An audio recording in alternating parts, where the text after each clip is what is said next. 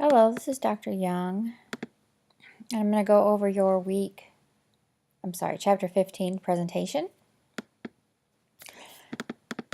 Our learning objectives for this chapter are, we're going to discuss organizational culture, what it means, what are the influences, what are some of the issues, conflicts, how technology affects it, and innovation, and then, basically how do effective organizations manage their culture. Culture is a very broad construct, but basically it's just the system of values, norms, and assumptions. So you might go into one organization and it's very different than another, how things are done, how the environment, how even the way it's set up, the way people act, speak, like more formal versus informal, for example, that kind of thing. But so, basically it's very different. It can be very different in different organizations and even in the same, region or area. It's taken for granted. So once you're in there, you kind of get used to how everything works, how everything is, all the expectations, and then you just take it for granted.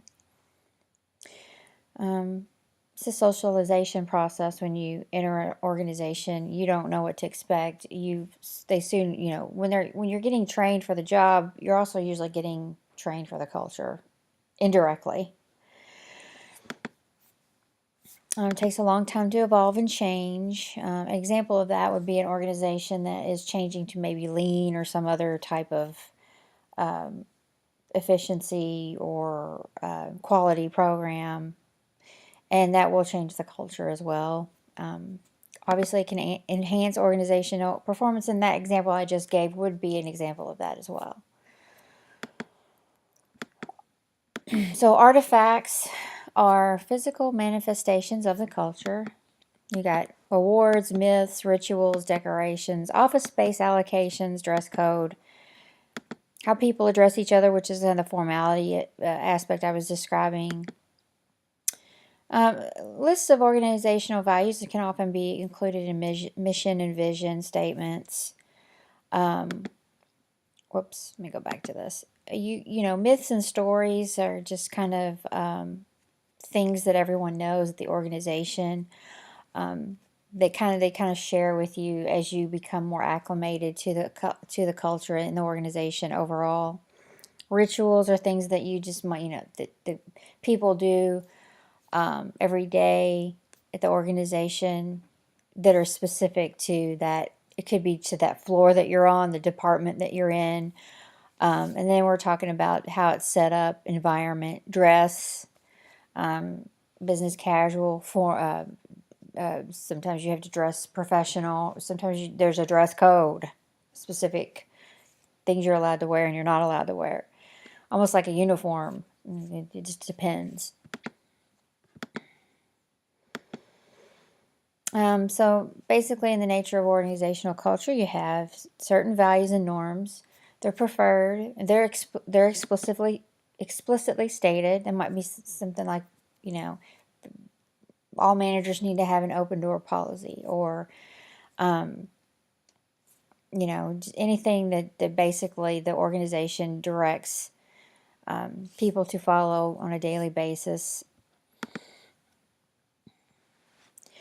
So, and this is always, sometimes this is close together, sometimes it's not.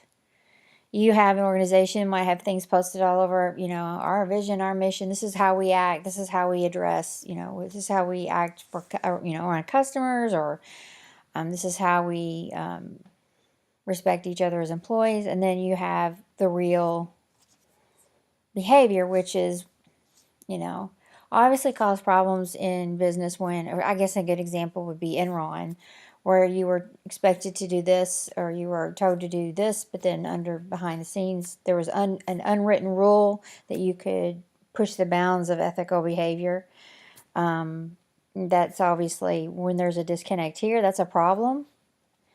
But usually there's more, balance, and these are closer together than in a situation like that. But there's obviously unwritten rules, things you can do, things you can't do, things that maybe aren't looked at, as closely as others, as far as, I don't know, a dress code, for example, would be a good one. This is your dress code, but there might be some flexibility there. So that's obviously something that's important. How far apart are these? In a preferable situation, you don't want them to be far apart. Assumptions are values that have become taken for granted. They're the core of the company's culture. So there's always, organizational values. That could be anything from,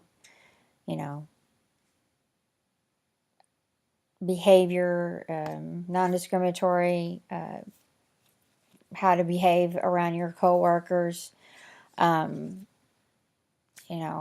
It could be anything, but basically just values that become part of the culture. And these days we want those kinds of things to be ethical. There's a lot of push for ethical behavior, and there's always violations of that we see every day in the news, but you want to make sure, don't discriminate, don't act inappropriately, be professional, things like that. Avoid conflicts of interest, have integrity, things like that. So, whoops, sorry about that. Key dimensions of culture are on this continuum of strong versus weak and positive versus negative. Strong is like a cohesive culture. Weak is when there's kind of disorganization, a lack of leadership, a lack of people knowing exactly how they're supposed to behave or what to do. And there's positive and negative, and there can be both. There could be a positive culture or negative. That can be a political type culture, survival of the fittest versus a very, encouraging team type, cohesive culture. That's kind of some examples there. There's many different types of examples there. Conflict culture. That is a subset of overall culture where there's norms for managing conflict. And, active or passive. And that's just kind of a situation where, are you going to, are conflicts dealt with head on and mediated? Or is there a method to get resolution in conflict? Or is it encouraged just to get over it and move on? Agreeable or disagreeable. So, there's basically, how do you handle pushback? How does the organization handle grievances? Things like that. There's culture for that. There's a process most organizations have for that. Or they should.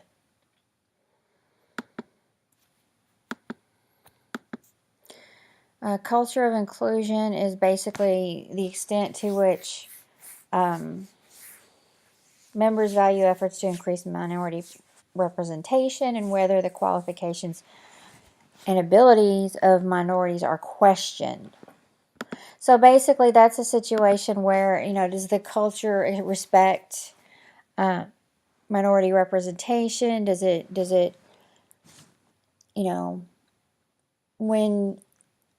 everyone feel like that is necessary? And then there's the other thing of, there's always the debate of people who think that when a company focuses on increasing representation, are they lowering standards, which is not the case. Obviously, as an instructor, I know that's for sure because I'm seeing more and more people in minority groups in my classes, and I teach at many schools. So I know that, that is just something that some people can't seem to get out of their head. They just assume that, which is absolutely not the case. I mean, there's so many statistics that talk about the increase of college degrees earned by women and people of color, and it's more of opportunities opening up that should have already been opened up to everyone, but have not been historically. And so you want to make sure that you dispel any of those, people that might hold on to those beliefs, might feel threatened for some reason. That's something that you're going to find, unfortunately, everywhere. But there's no shortage of qualified people of color or any group.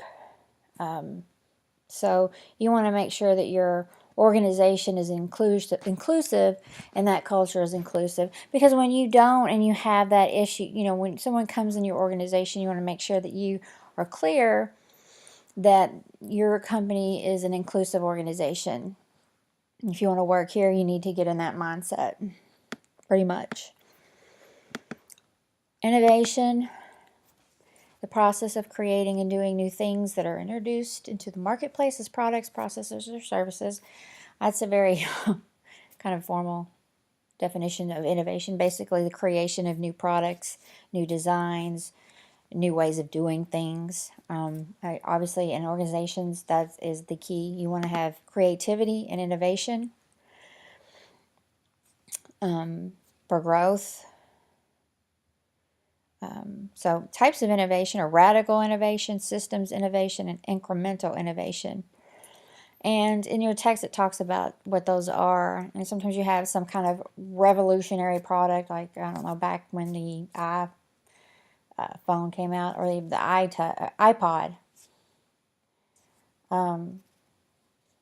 iPad, all of those things. Sometimes you have systems innovations, of which is basically processes become more efficient because there's a new technology that allows that process to be done faster. Or systems like IT, computer systems that process things, make you able to do things faster. And sometimes it's incremental, where you have some type of innovation, and then you make it better over time with little incremental improvements, that kind of thing. That's an example. So let's going back to that a little bit more detail, which we've covered these, but these are the 3 types of innovation, and you want to sometimes you can. Another example of that would be when you innovate some product or some type of equipment that can be used in another industry or another application. Sometimes things are multifunctional like that. So anyway, these are important.